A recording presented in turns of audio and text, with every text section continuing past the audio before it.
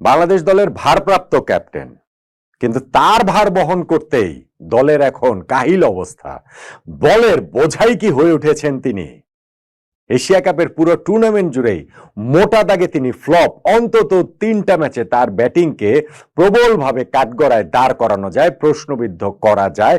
পুরো টুর্নামেন্টে ফিনিশারের রোলে যিনি খেলে একটা ছক্কাও মারতে পারেননি, তাকে আমাদের বহন করে যেতে হবে।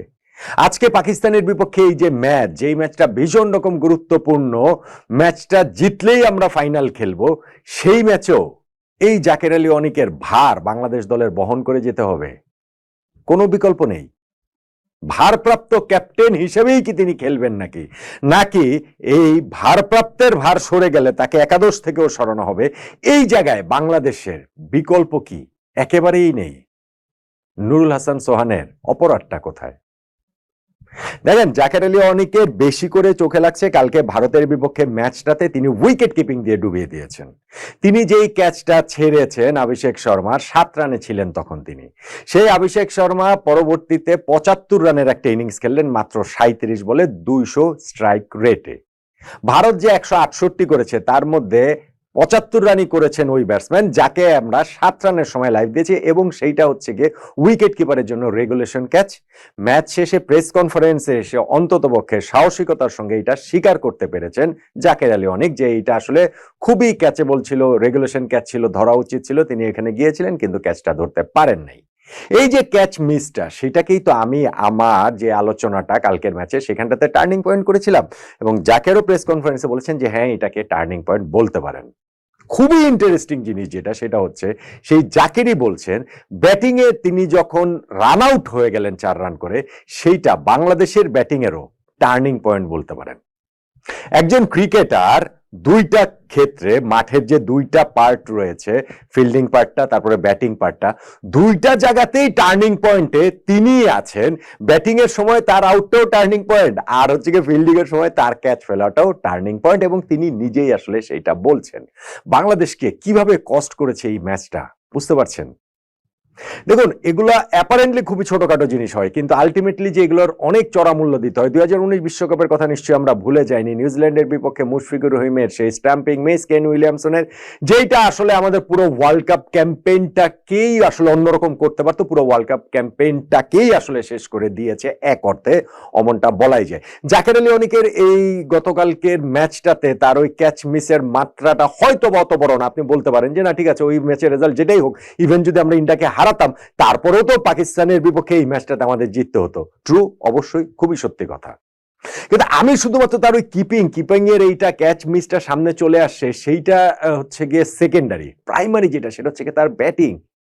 জাকের আলী অনিক আমাদের হচ্ছে গিয়ে প্রাইম ফিনিশার, আমাদের মূল ব্যাটসম্যানের ফিনিশিং রোলে। এইবারের এশিয়া কাপে তিনি করেছেনটা কি সেই রোলটাতে? তিনি এই 5টা ম্যাচে ব্যাটিং করে মোট 57টা বল ফেস করেছেন, এবং সেইখানটাতে 66 রান করেছেন মাত্র, স্ট্রাইক রেট 115। এশিয়া কাপে আর কোন দলের ফিনিশারের এইরকম স্ট্রাইক রেট আছে আমাকে একটু বলেন তো দেখি। এবং সেই 57টা বলের মধ্যে একটা ছক্কাও তিনি মারতে পারেননি। 5টা ম্যাচ খেলেছেন, একটা ছক্কাও তিনি মারতে পারেননি। অথচ এর আগে বাংলাদেশে যে ওই যে পাওয়ার হিটিং কোচ জুলিয়ান উড এসেছে, তাকে নিয়ে অনেক কাজটাজ হয়েছে, এবং সে কি উচ্ছ্বসিত। জাকের আলী অনেক নিজে প্রেস কনফারেন্সে এসে মিডিয়াকে বলছিলেন যে আগে যেগুলো ক্যাচ আউট হতো বাউন্ডারি লাইনে, এখন সেগুলো ছক্কা হবে। কিসের কি হচ্ছে?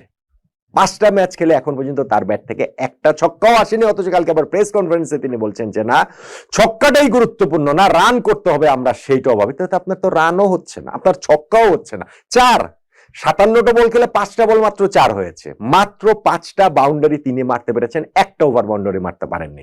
তো একটা দলের যখন প্রাইম ফিনিশারের এরকম একটা অবস্থা হয়, তখন সেই দলটা যে ব্যাটিং নিয়ে স্ট্রাগল করবে তা তো খুবই স্বাভাবিক।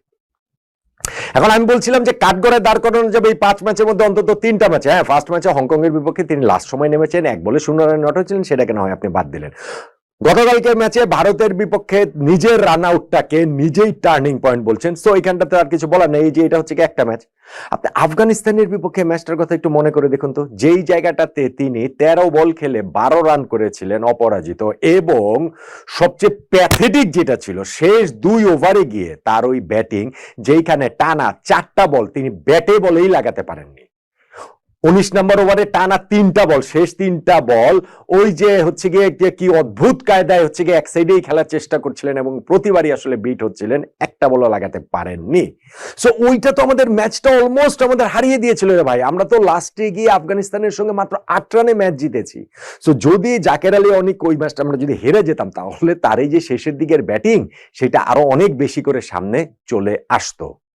ঠিক যেমন ভাবে সামনে চলে আসতো আরো অনেক বেশি করে যদি শ্রীলঙ্কার বিপক্ষে সুপার 4 এর ম্যাচটা আমরা হেরে যেতাম।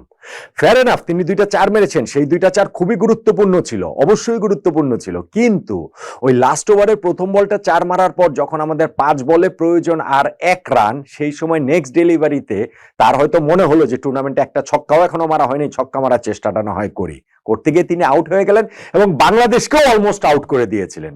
কারণ আমাদের পরের দিকে ব্যাটসম্যান যারা সতীর্থ তাদেরকে তার চেনার কথা। সো এই জায়গাটাতে কেন তিনি একজন ওই জায়গার ব্যাটসম্যান হয়ে খেলাটাকে শেষ করে আসবেন না? যা কোনো মতে ওই জায়গাটাতে আমরা শেখ মাহিদি আউট হয়েছেন, নাসুমের সঙ্গে ওই শামীম পাটোয়ারি একটা দৌড়ে রান নিয়েছেন, ডিরেক্ট রোলে রান আউট হয়ে যেত। ইউ নেভার নো, 2016 সেই বেঙ্গালোরের দুঃস্বপ্ন স্মৃতি আমাদের ফিরলেও ফিরতে পারতো, সেটা হয়তো হয়নি। কিন্তু জাকের আলী অনিকের যে গেম সেন্স, জাকের আলী অনিকের যে cricket sense, overall Jaker Ali অনিকের যে কমন সেন্স, সেইটাই আসলে প্রশ্নবিদ্ধ ওই সময় গিয়ে ওইভাবে আউট হয়ে যাওয়াতে।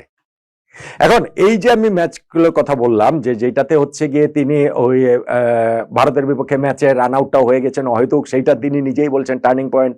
তিনি হচ্ছে গিয়ে আফগানিস্তানের বিপক্ষে ওই 13 বলে 12 রান, যেইটাতে বাংলাদেশ শেষ 2 ওভারে টানা 4টা বল তিনি হচ্ছে গিয়ে কানেক্টই করতে পারছিলেন না। আবার হচ্ছে গিয়ে শ্রীলঙ্কার বিপক্ষে সুপার 4 এর সেই ম্যাচটাতে লাস্ট ওভারে ওরকম আউট হলেন। সো আপনি 5টা ম্যাচের মধ্যে 3টা ম্যাচে আপনার যখন এইরকম কীর্তি কিংবা কুকীর্তি থাকে, তারপরেও তাকে আমাদের ক্যারি করতে হবে। হ্যাঁ, একটা ম্যাচে শ্রীলঙ্কার বিপক্ষে সেইখানটাতে তার 34 বলে অপরাজিত 41 রানের ইনিংস রয়েছে। 34 বলে অপরাজিত 42 রান শামীম পাটোয়ারি করেছেন। আমরা 10 ওভারের মধ্যে 53 রানে 5 উইকেট হারিয়ে ফেলেছিলাম, ফলে তারা ওই রিকভারি ওয়ার্কটাই আসলে করেছেন। কিন্তু কোনো একটা ফেজে কি তারা রান রেটটা, জাকের আলী অনেক দিন নিজেই তো আলোচনা হচ্ছে, তিনি রান রেটটা তার ওই যে ওইটা বাড়িয়ে নেওয়ার ওই রকম ডেসপারেট অ্যাটেম্প ছিল নাকি শুধুমাত্র কিছু স্কোর করে নিজের জায়গাটা পরের ম্যাচের জন্য বা নিজের স্ট্যাট ভারী করার সেই ব্যাপারটাই তার মধ্যে ছিল। সো আপনি চাইলে ওইটাকে ওইভাবে ধরতে পারেন, বাট ঠিক আছে, আমি বেনিফিট অফ ডাউট দিলাম যে আমাদের যেহেতু 10 ওভারের মধ্যে 5 উইকেট পড়ে গিয়েছে,